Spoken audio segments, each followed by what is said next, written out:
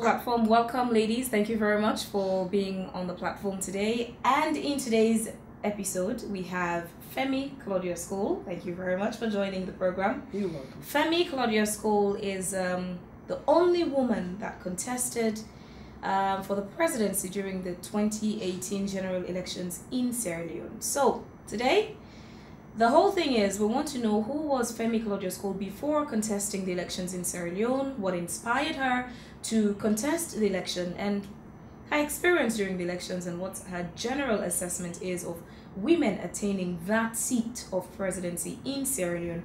Mind you, in the entire African region, we've only had one female president.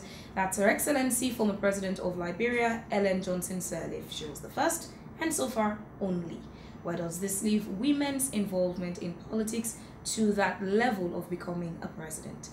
Femi, again, thank you very much for joining me on my show today.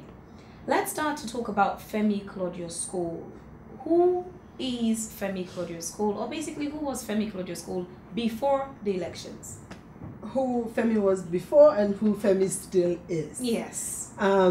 Professionally, I am an intensive care nurse, and I worked in the US for a good number of years and came back home, and I am the matron of we have a small hospital on Edward Street called the West End Clinic, which was started by my dad and my mother. And we have it's a 20-bed clinic, 20-bed hospital, and I am the matron in charge, and I do post-Ebola. We were closed during Ebola, so post-Ebola is when I came in full-time, and I do a lot of teaching with my nurses. So when you say when you came in full-time, it means you were not living in Sierra Leone? It means I was spending like 6 months in the States and 6 months here. But post-Ebola, I've been permanently in Sierra Leone. I have not worked in the US anymore at all since then. So I was spending a lot of time in the clinic, doing a lot of teaching, bringing their documentation up to basically international standards. Things were being run the way my dad had them in the old days, where they had one card, and that card had all the medications, all the history. So I've now introduced a medication record, a history record, an admission. So my goal is, if a nurse were to come from the States or from the UK or from any other part in the world, they can walk into our clinic and work. Our system will make sense. I mean, the only area now that there would be a difference is that we're not computerized. But all the documentation that are standards of nursing have all been implemented, where there's a doctor's order. Why did you make the decision to come back home permanently after the Ebola? Well, I've been in the pipeline of coming home even pre that. So I've already had businesses which I set up here. I have a lot of investment which I have here. So I always felt like I was visiting in the US. I never felt like I was living in the US. Were you ever a US citizen? I never was. Okay, no wonder you were able to contest as a presidential candidate, dual citizen, the two-SIM drama. Yes, the two-SIM drama, thank God, did not affect you. It flew right over my head. And once that drama was unfolding, I was getting calls like 10 a day. Femi, do you have an American passport? Are you safe? What's your situation? Let's look at your inspiration to contest for the seat of presidency in Sierra Leone. What inspired that move? That was a very bold and courageous one, considering the country we're in. What inspired that? Initially, I can say I have always been politically conscious. In that I realized that we can all not be on the sidelines. especially when you live abroad, especially living in America or even in London, you go to a party and everybody is talking politics in Sierra Leone. Everybody has a better idea of what should be done. But nobody is bold enough to actually say, well, you know what, I think I know what to do. I think I'm going to go and see if I can make a difference. So I have been one of those that have always been politically conscious. And from the day I left to attend school, I always felt like my pull to Sierra Leone was stronger than my pull to stay. And each time I come back, I'm amazed that where is the progress that Sierra Leone is making? You can be gone for 5 years and come back and you don't see a dramatic increase in our standard of living, in our lifestyle. Now, if you go away for 5 years and you go back to Lagos, it's like a different city. Or you go from Lagos to Abuja. When I went to Abuja for the first time, Abuja was a village. And now you go to Abuja, it's a city. You can actually see incremental changes in the lifestyle of the people. And I wonder why, what's wrong with Sierra Leone? Why each time you come, you're like, am I going to a village that hasn't been discovered by humans yet? Or is this the 20th century? And just out of curiosity makes me want to know, were you born and raised in Sierra Leone? I was born in Kono. I attended the FSSG. So I, as much as born and raised, as even my children who were born in the States, I had them all come back here for school. So it means you've been in the system for that long. You know the problems in a country. So now it's convincing that you said you wanted to make a change. So before you really went forward to say, okay, there's a political party and I'm going public with my intentions to want to run for the presidency, who are the people you spoke to and what were the reactions you got? Initially, I was prepared to join any other political party. It wasn't, my idea wasn't basically to start my own. It wasn't. I had an open mind. And I received a call from a friend who lives in Canada. But the open mind, was it specific in your mind that it's specifically the presidency? No. Okay. Initially, it wasn't specifically the presidency. It was being part of the decision making of the country. Of the country. And I was looking to see what was out there. And I'm always having this conversation with friends. And I got a call one day and said, Femi, you know what? A friend of ours is thinking of running for the presidency. And I'm like, wow, is this starting a new political party? And she said, I think so. So I called him up and so what are we doing? How are you with this plan? And then he tells me, oh, no, I'm going to run for the flag bearership of the APC. I'm like, huh? There's no way you're going to be able to make it to the final to be the flag bearer for the APC. I said, why haven't you thought about starting your own political party? Femi, it isn't possible. Sierra Leone is a two-party country. It isn't possible. No. There's no way anybody can do it. And I'm thinking, so you're already defeated. With your own thoughts. With your own thoughts and your own words. I'm like, no. So I started thinking, that was the point. I'm thinking, maybe I should start a new political party. And when I decided, it was accelerated. Who was the first person you discussed that idea with? I can say my sister. What was her reaction? Well, my sister is one of those sisters that will support you no matter how crazy and trust me, I have a lot of crazy ideas. I do have a sister like that. And she would support me. And well, my family knows me. They know me very well. They know my good points and my bad points. And if her comment was, if anybody in this family would come up with a crazy idea like this, it would be you. It would be you. And if there's anybody crazy enough to pull it off, it would be you. Well. So I'm in. That's a vote of confidence. So after your sister, who was the next person you discussed it with? I have a friend who now lives in Mali, who is the daughter of my principal, who was an ex-principal of FSSG and retired principal, and she's a doctor too. She lives in Mali now. Her name is Mandi Gaba, and I called her up and I rolled the idea by her. And I mean, for a moment there was silence on the phone. Mandi, are you there? Are you there? She's like, processing wow. the information. She was processing it, and she's like, well, Femi, you know, if there's anybody who can do it, it's one of the Claudius Cole women. So she supported me also from the get-go. And there were a couple of people I told. One of my, she's like a daughter to me. She was a member of my staff. She busted out crying. She was sobbing like I just... Why? no. And she was literally sobbing. What was her explanation for that? That I shouldn't do it. That why shouldn't you? No, you can lose your life. Auntie Femi, politics now, I'm not like America. Auntie Femi, no. And I was shocked by her reaction.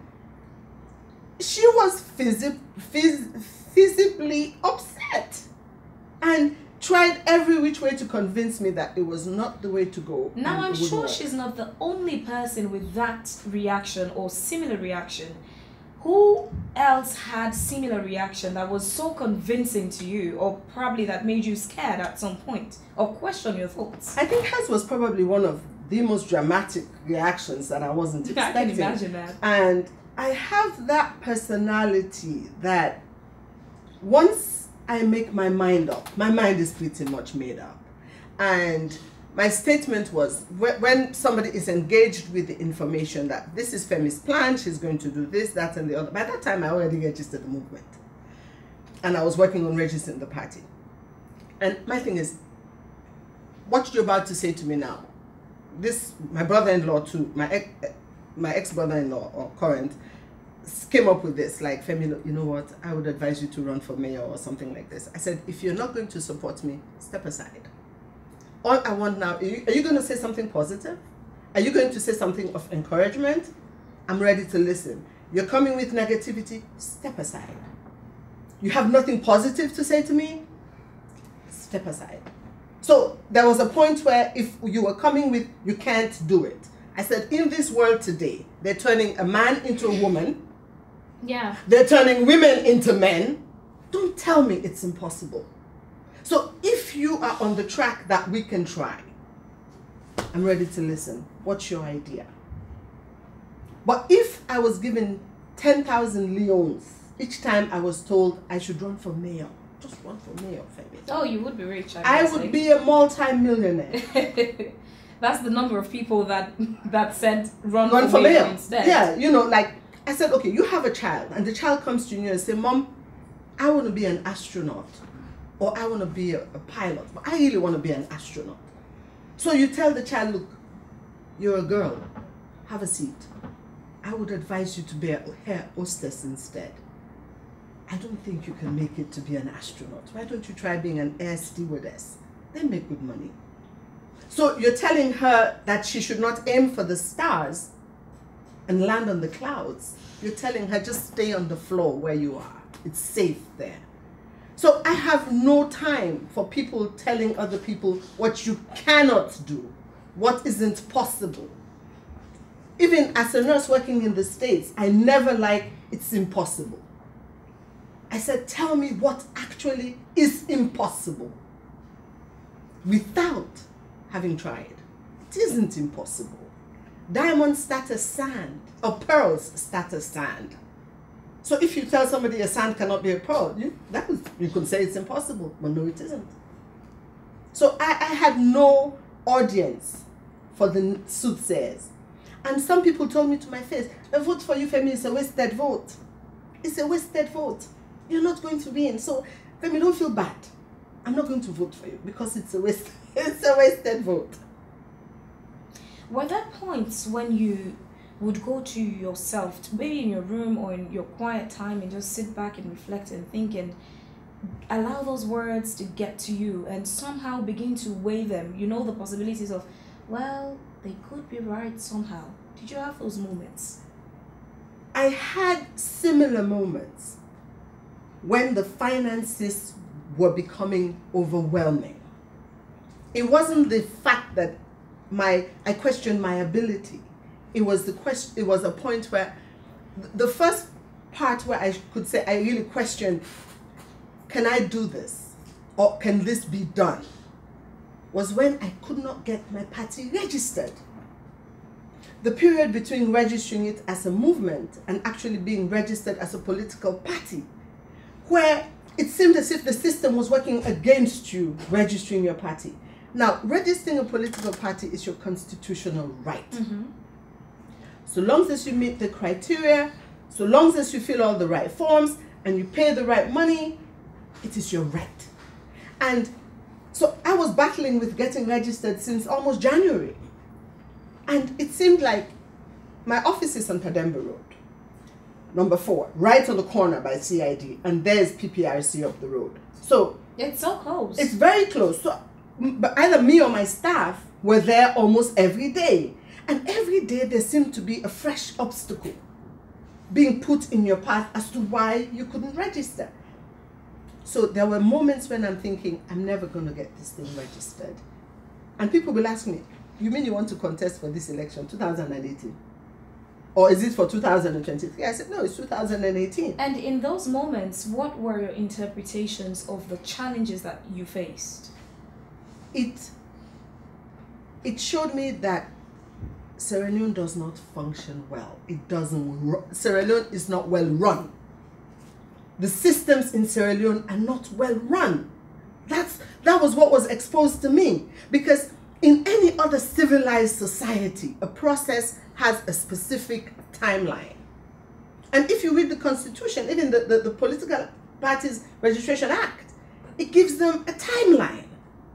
But still yet, they play with that timeline. That almost seems as if there was a point where I actually asked the acting registrar, did you have orders from above that whatever you do, register them? I'm like, that's what I was beginning to think, which it turned out that was not the case. There was no organized. The institutions are not well run, is my point. Femi Claudius, we're going to take a break and we'll be right back to know more about Femi Claudius Cole. Now we're going deep into her experiences during the elections. Those who walked up to her and say, I'll vote for you, why? Those who walked up to her and say, I would not vote for you, well, why? We'll find out her experiences shortly. Let's take a quick commercial break from our sponsors and our business partners.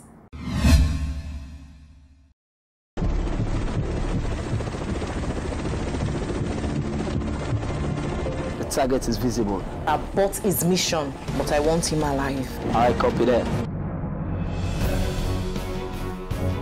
Freeze! Insurance up and turn around slowly!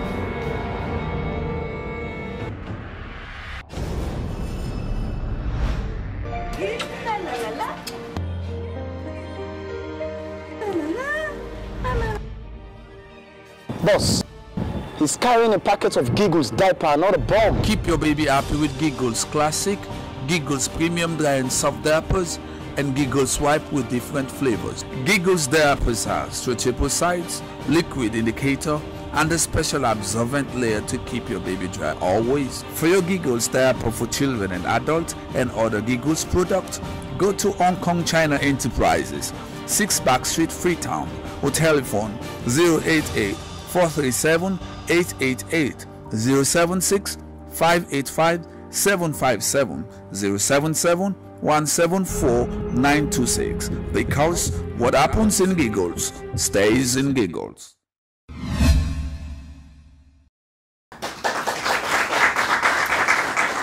Welcome back from that commercial break, and we're still with Femi Claudius Cole. She contested the just concluded general elections in Sierra Leone as presidential candidate. Femi, I know there were times when some people would walk up to you to show support and reassure you of their votes. And there were also moments when people, as you rightly said initially, would say to you, I would not vote for you, wasted votes. Take us through the most significant of those moments, the most important ones that left a mark in your memory. I think one of the ones the two that really blew me away was in a village, I think it was somewhere in Cambia, where I met, this is during the campaign. Mm-hmm. I traveled Gaddafi style. I had a tent, and in the middle of anywhere, I set up my tent. I traveled fully equipped. I didn't have to shop, nothing. I had everything in the vehicle. So we got to a village, and it was late. And we stopped, and I went and engaged. He was the town chief. And courtesy dictates you go and you pay your respects. Yes. So I went with him, a man who was illiterate. And I engaged him in his home, telling him who I was, where I was. He'd never heard of me. And he uttered some words of wisdom, which I even incorporated into my speeches, that he said, Mama, I tell you one thing, Salon, we like waiting, they make we glad. We not like waiting, they make we better. It's a me na manu, but I go vote for you. Oh wow. And Potloko, Cambia area is where I got votes. And the remotest areas that people were baffled. Why did people in those remote villages actually vote for me, for a woman? Sometimes they always say some of the reasons why women don't get to that position is because of cultural barriers. Yes. And then you begin to wonder now, why those areas? And so he engaged me, and that's what he said. And from then on, I just started using it, that we like what's going to make us glad, not what's going to make us better. And coming from somebody who you would think is uneducated, he solved the Sierra Leone problem right there. We all like our feel-good factor. And another incident was, I met an imam. I'm Christian. And I met an imam who, in a police checkpoint. So we stopped at the checkpoint and my staff were giving out my flyers. And the imam came up to me and I told him who I was and what I was going to do. And as a Christian, I don't understand the Muslim prayers. He held my hand, both hands, and he prayed for almost 5 minutes. And I just had shivers that he was praying for me from the bottom of his heart, even though I did not understand not one word. But I left him filled with, I can do this. I can do this. This is a religion where we say it does not favor women. And this is somebody who's of high religious standing. He prayed for me. I almost felt like I was going to just burst into tears. I was so moved by it. At a checkpoint, in the middle of nowhere. So those two things coming from men, you feel, at the end of the day, you feel like, I can do this. Now, about the women, the population in Sierra Leone, we have more women than men. So imagine all the women who were of the voting age voted for you. That would have been a very significant amount of votes. It would have made a lot of difference. What was the support you got from fellow women? I think I now believe when they say women are really complicated creatures. Because when you're dealing with the women in the villages, if dancing and composing songs for you were votes, I should be the president of the world, not just Sierra Leone. So they were dancing for you and composing songs. Towards the end of the election, I even knew some of those songs by heart. I knew the ones in Mende, I knew the ones in, I went everywhere. And the reception for the women were like, it's about time that we have a woman. But they said it. But it obviously didn't mean it. Or what are the barriers culturally that separate women from politics? Because some of these women said it with conviction, they said it as if they meant it. And in my campaigning, I was a very down-to-earth campaigner. I didn't drive in a convoy and throw dust over everybody and give a long speech and then leave. I would stay, I would sit, and I would listen. And I would take my medical team to these remote villages. We will sit and I would treat patients. I travel with doctors, nurses, lab technicians, and I would do a free medical outreach. And I get to know the people and their problems. So you're thinking, with all that they're saying, and all that in the beginning of the campaign, I told my staff, I said, sing for me and dance for me and applaud me. Why? What have I done to deserve the accolade? So it was known that whenever I was going into a village, if I told them I was coming on Thursday, I would enter on Wednesday. If not, you would have all the bikes, all the crowd, all meeting you at the junction, escort you into the village with all this pomp and ceremony. And I said, look, you never judge your popularity and by you this. were not a popular person before election. Yes, and I am one of those very down-to-earth, basic, regular women. So I'm like, okay, now you're dancing for me. And I'll ask the crowd, what I don't do? What was the response? Shock that I'm actually saying this. I said, when you dance for me, it's when I have won and I have changed Sierra Leone. I dance them now. I said, when you look at Sierra Leone, what's there to dance about? What are we celebrating? I could be the biggest liar, the biggest fraud you've ever seen, and you're celebrating me. You don't know me for you to be able to celebrate me. If I win, when I win, and you begin to see changes in this village, then you can celebrate. Then you can. Next time I come, I said, amigo, they dance self persona. But what are we dancing? What are we celebrating? Were you disappointed about the outcome of the results? Especially now you've spoken about even women dancing for you, showing you support. Did you expect more than you got as a result of the elections, the voting? Definitely, I expected more women to vote for me. I cannot lie. I expected the women to make a statement. Winning, we knew, was a long shot. I came in, registered in October. The elections were in March. As far as wide I traveled, I always say Sierra Leone is small. When you're on a car with a diesel engine, Sierra Leone is big. And the distances are far because the roads are very, very bad. And traveling by canoe, traveling by ferries that they have to pull manually, it sucks up your time. So I knew it was a long shot. But I was disappointed in the fact that more women. I'm disappointed in your audience when you ask them who knew me, and none of them did. And how many of them voted? Only about 6 of them voted. So the women are the people, I think, in Sierra Leone that suffer the most because their responsibility is huge. They rear the kids. They feed the family. They farm the produce. They take care of the sick. Even the in-laws are sick. It is the women. But again, Femi, how would you know? What if all the votes you had were from women?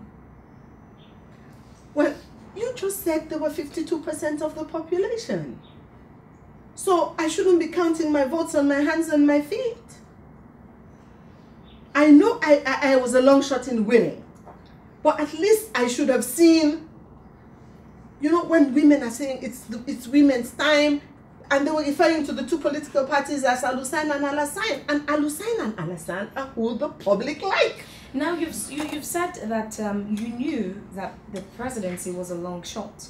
So why were you in this if you knew the presidency itself that you were vying for is a long shot?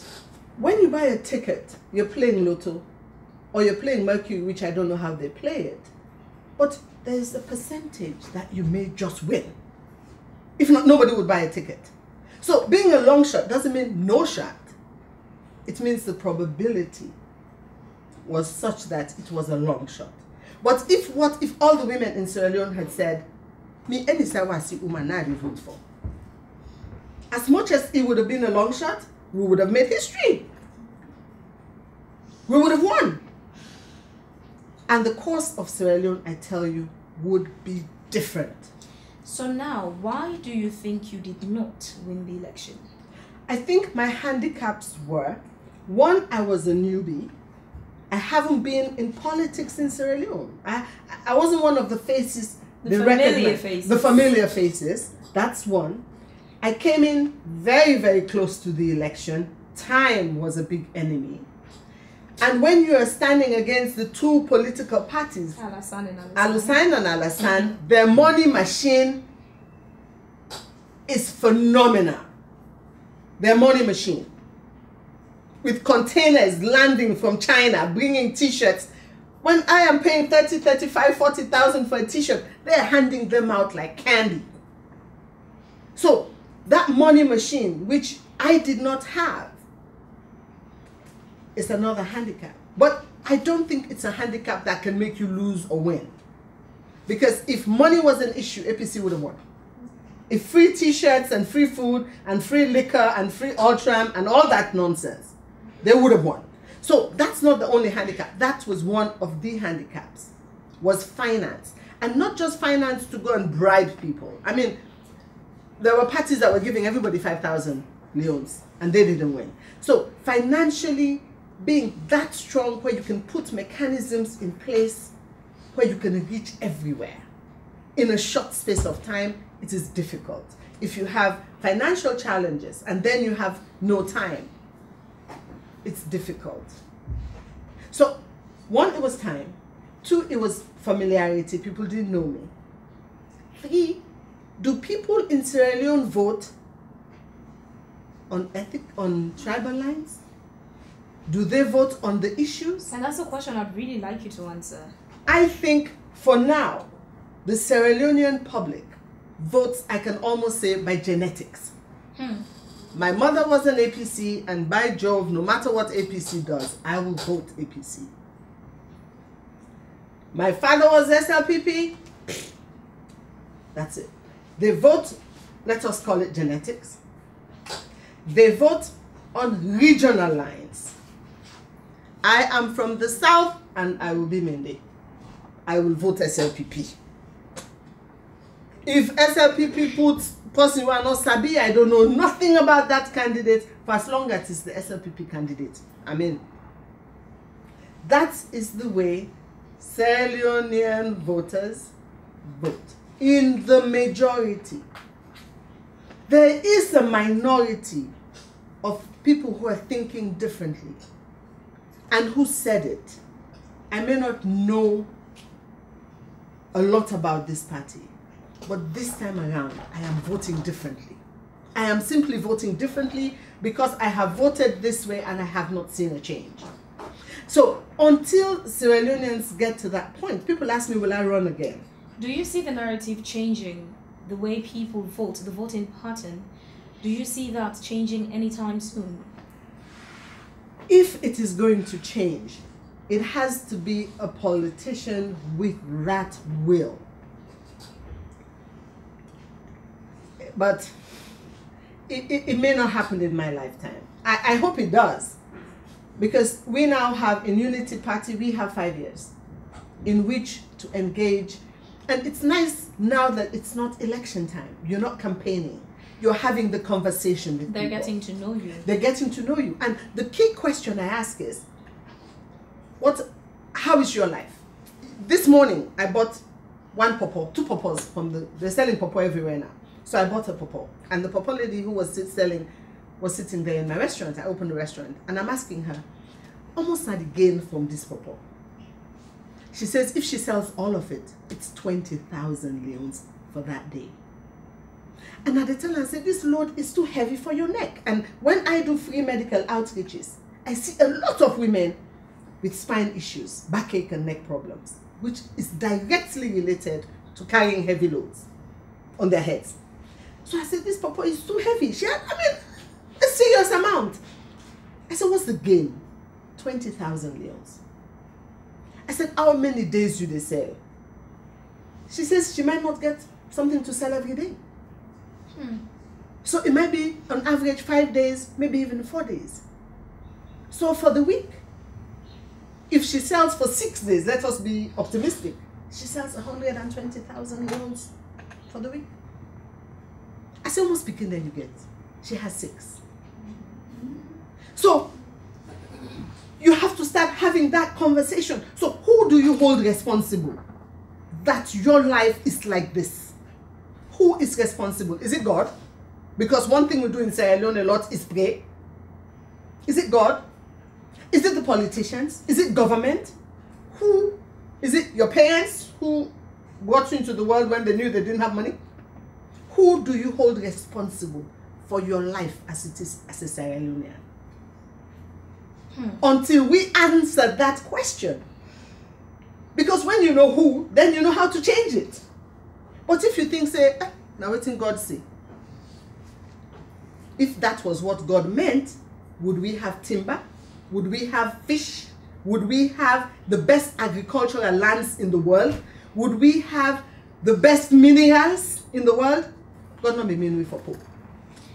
Femi Claudius Cole, continue to stay with us in the program. We'll come back to talk about if, of course, you have an intention to run again. If you have the opportunity, would you do it all over again? And the importance of us as a country allowing women to have a shot at that seat. What difference would it make? Stay with us. We're taking another commercial break and we'll be back. What's you doing for go this morning? I dey go na bank. But you know, say man get for go pull small face. I dey go shop for dong to we. I no look late safe. You no need for yagba yourself. All you need a smartphone. Where you dey download the app, easy. What you dey talk? With your SIM couple, you can do cash withdrawal, cash deposit, pay for goods, you dey check your balance, transfer from one local bank account to another local bank account, or you can transfer from one local bank account to another bank account wey not a local bank account. You can pay bills like NPA, EDSA, DSTV, and plenty other bill them. You can even buy airtime for your GSM phone. In Otapleo, requested for foreign exchange transaction. You can do it with your local SIM couple. You can make payment through e-check account. That means you can pay post you will not even get account. And cash e-check from any local commercial bank ATM machine. You mean say I just need for open my phone? I do all my transaction on my phone? Just go to the agent when at the FIA business person and you can do plenty other thing them like for check your balance for yourself. Well, an officer need for go to bank direct. I'd go into cookery first. From there, I do my transaction on my phone with local SIM couple. You phone and you bank. Remember say this product na salon no more in the work.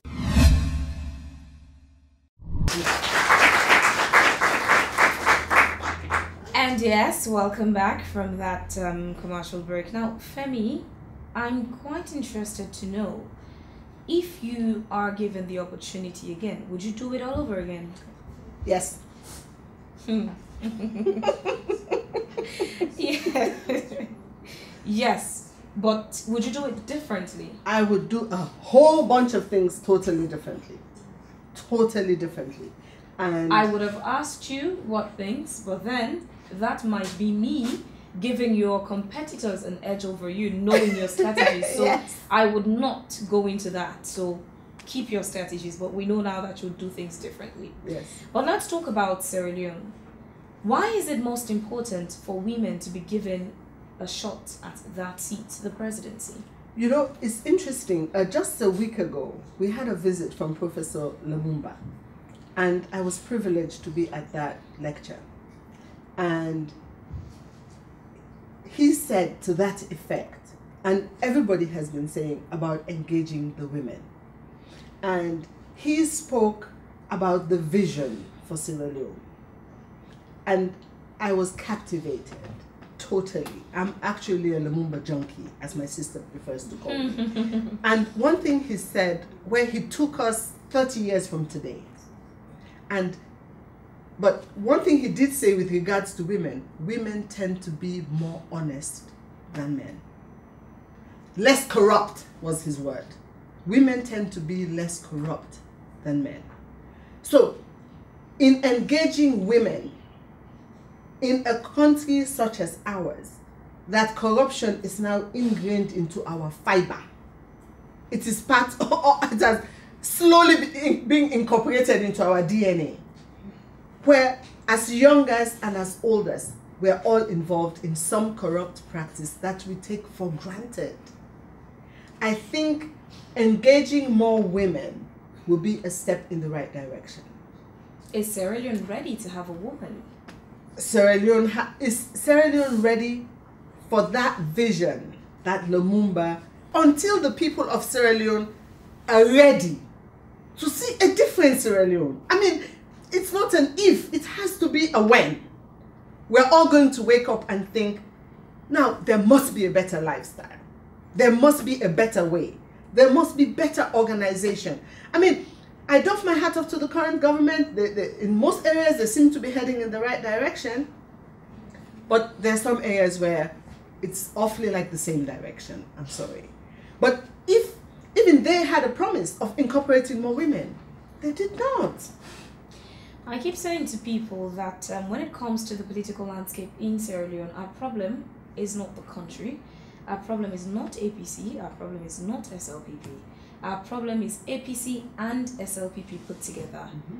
Since we gained independence, we've been governed by these two parties, except when we've had interventions from others. But it's been like a baton race system. You run, you pass. You run, you pass.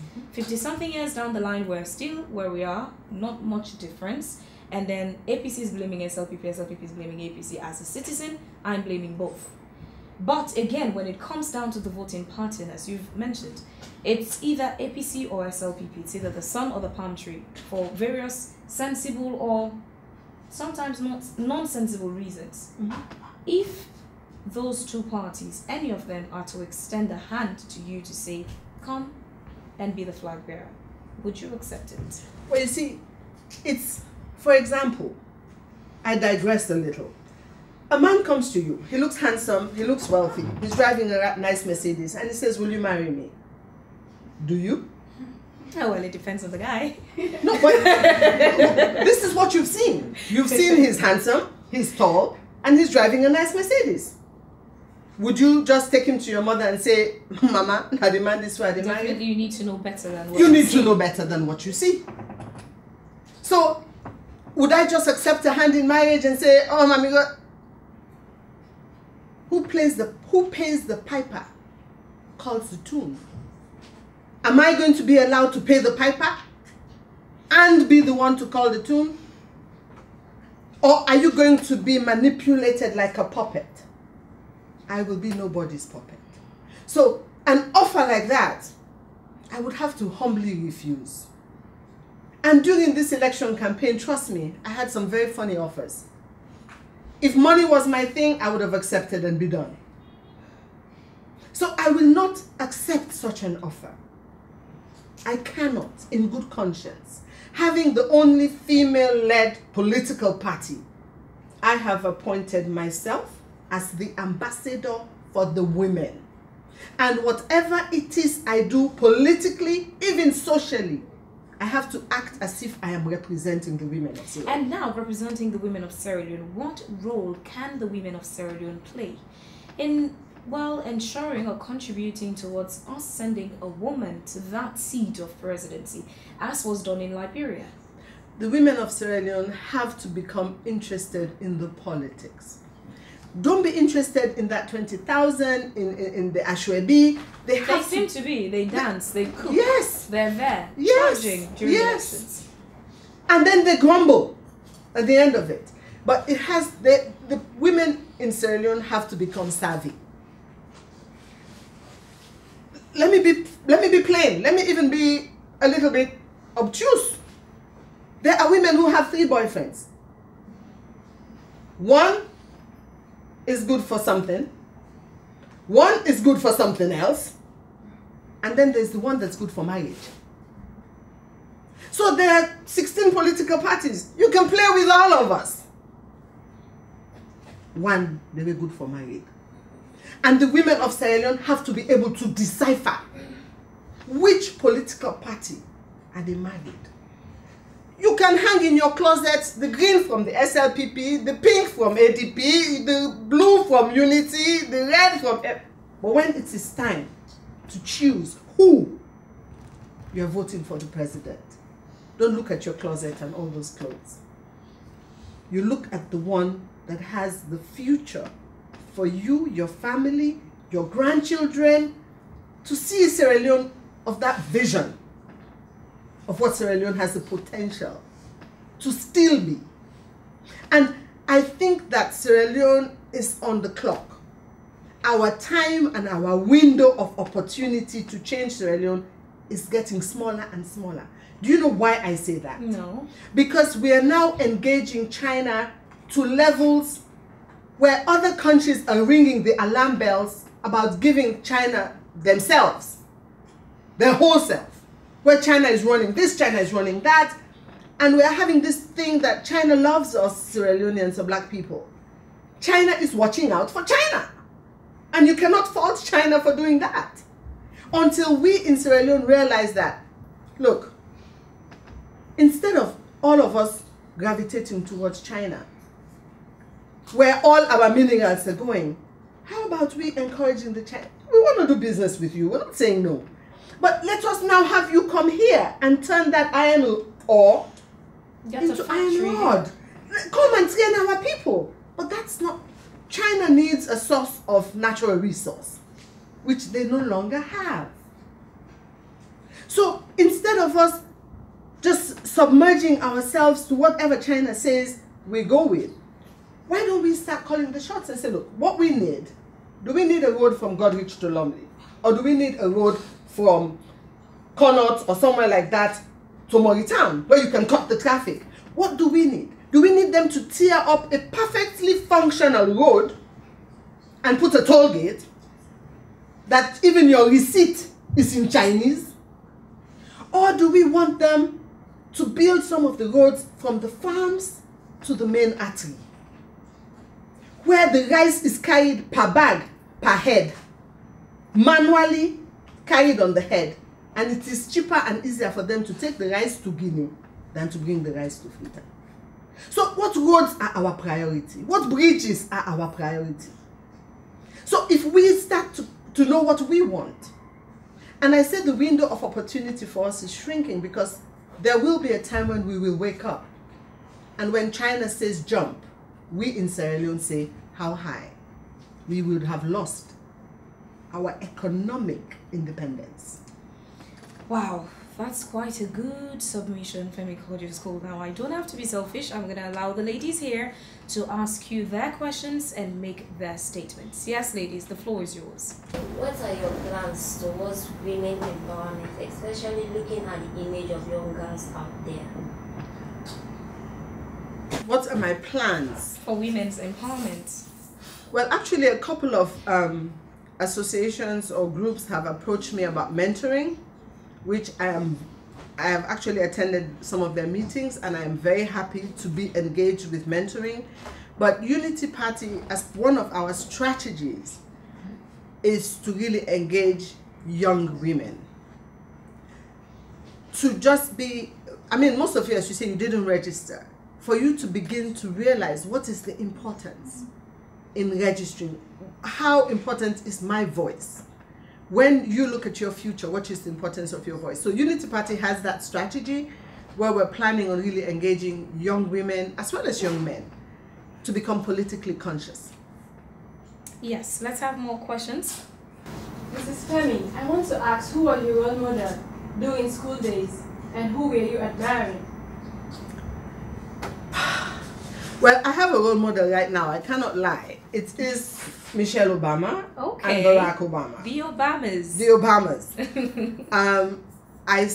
I listened to all his speeches and I was extremely engaged in his campaign. And for me, he is one person that I can really say, politically as well as socially, I totally admire, and I could say would be a role model. Really would.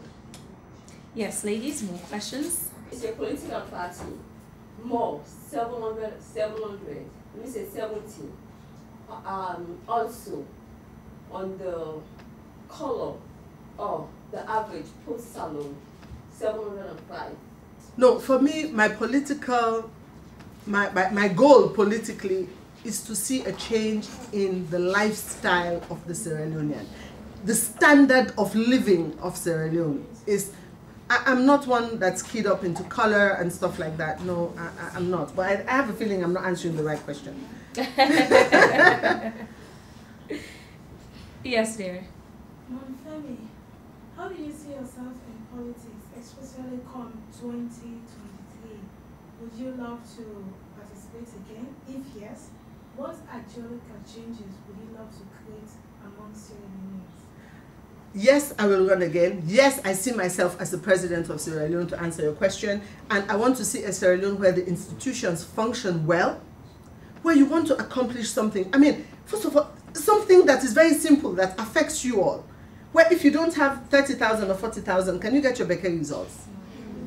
You have to pay for a scratch. Where else in the world? The results should be posted at your exam center or at your school.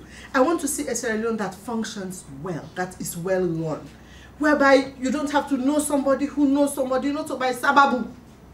That the country simply runs well, and the people are able to accomplish a standard of living. How many people don't have a flush toilet in their house? How many people don't have running water in their house in 2018? How was your struggle like? Imagine you were contesting for the highest seats of government. It was, you used the right word, struggle. It was a struggle. It was a struggle. It really was a struggle. But life is a struggle. Nothing comes easy for anybody. You all know that. Whatever it is you're trying to accomplish, you all know that it wasn't easy. But it's the mindset. You can look at all the obstacles and say, you know, it's too much work. Let me just sit down. I mean, there were days when I look at the map. I have a map in my office, and I have pins where I put all the cities I have visited. And I don't see, when I look at the map with all the pins, and they're color-coded.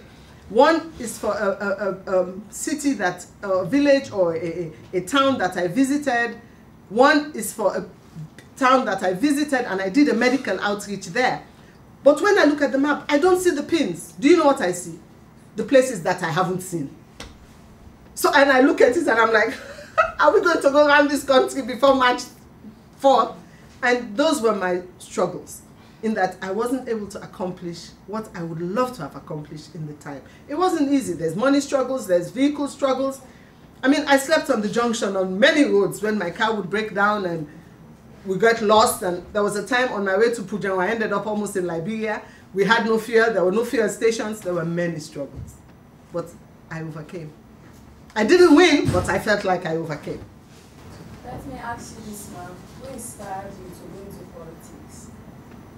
It wasn't a person that inspired me to go into politics. It was the situation in my own country. And having the knowledge that Sierra Leone is a wealthy, God-blessed nation. When you come and you see what you see, and you ask why? And you look at the political landscape, it's all full of men. Now, if you have a home, I have a case right now where the mama died. Now the papa and the raise the pikin. When you see the kids, you can know their mother is dead. You know instantly there is something wrong. So what is wrong with Sierra Leone? It needs a woman's touch. It needs women in governance. Okay, it is. Let's round up with your questions. Will you yearning to be popular or be the voice for the voiceless? I think if it was only about popularity, I would have bought a musical instrument and learned how to sing. And I would be rapping in my terrible voice and I would have been quote unquote popular. I want to be able to be judged well by history, to say that eventually it was a woman that changed Sierra Leone. So it was about changing our lives in Sierra Leone, changing so many things in Sierra Leone that I see and I am constantly frustrated about. That some things are not even a hard fix. Some of it is a simple fix. It's not about being just popular. I'm not pretty enough to be popular. Oh. Well. Ladies, I think we've rounded up with your questions and submissions to Femi. Femi, just before I let you go now, your closing curtsies, what would be your your key messages, one, to the women of Sierra Leone, the young people of Sierra Leone, and the politicians, those calling the shots right now? I think the politicians have to keep the people of Sierra Leone in focus. This is where people are suffering. With it being Christmas now, you go to the market, all you can hear is sell nodi, sell tranga. The politicians have to have their ear by the mouths of the people. We care about our international image, don't get me wrong. But the people of Sierra Leone are those that did the job interview. They were the ones who gave you the job. And they are the ones who have the expectations of you performing that job. Right now, our president probably spends more time out of the country than in. And I constantly say, sir, do not forget the people of Sierra Leone.